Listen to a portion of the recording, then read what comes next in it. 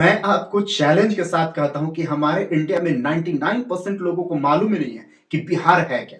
दोस्तों, भारत के हजारों सालों के इतिहास में सबसे ज्यादा बढ़कर शक्तिशाली तथा गौरवशाली इतिहास कोई था तो वह हमारे बिहार राज्य का था। तो भाई आप कैसे बोल सकते हैं? तो चलिए जानते हैं। दोस्तों, आज से हजारों वर्ष पहले जब अमेरिका देश के लोग पत्ते पहनकर घूमते थे, तब हमारे बिहार में सबसे विशाल साम्राज्य मिथिला का निर्माण हो चुका था। आपको शौक लगेगा यह जानकर, बिहार की जो राजधानी पटना है पूरे भारतवर्ष की सबसे पुरानी राजधानी है, जिसे मौर्य वंश के द्वारा स्थापित किया गया था और जिसे हम पाटलिपुत्रा के नाम से भी जाना करते हैं। बिहार की इसी धरती पर सिखों के 10वें गुरु गुरु गोविंद सिंह जी का जन्म हुआ था। महावीर जैन, जिन्हें ज्ञान का मिसाल कहा जाता है, पूरे विश्व में इन्होंने ज्ञान का एक अलग ही मिसाल प्राप्त किया था, वह भी हमारे बिहार राज्य के ही बेटे थे। महात्मा बुद्ध हो गए, चाणक्य हो गए, यहाँ तक कि जो माता सीता थी, जिनका विवाह श्री रामचंद्र जी महाराज से हुआ था, वह भी हमारे बिहार के मिथिला शहर की बेटी थी। आप कुछ भी कर लो, लेकिन जो हीरो है वह तो हमारा मैथ्स का जीरो है। आपको शौक लगेगा यह जानकर, शून्य की भी खोज बिहार के ही धरती पर बिहार के बेटे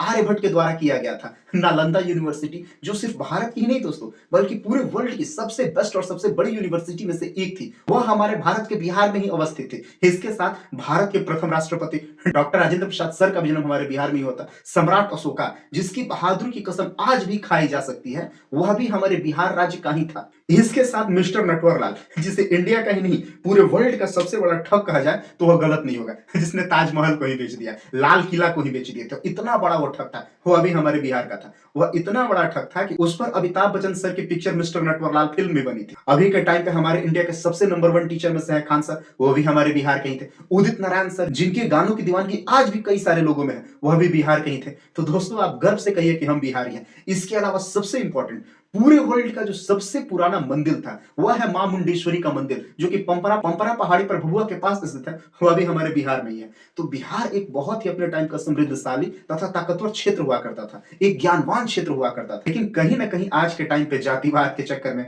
इन नेताओं के चक्कर में हमारा बिहार उस तरह का बिहार के रूप में नहीं रह गया है।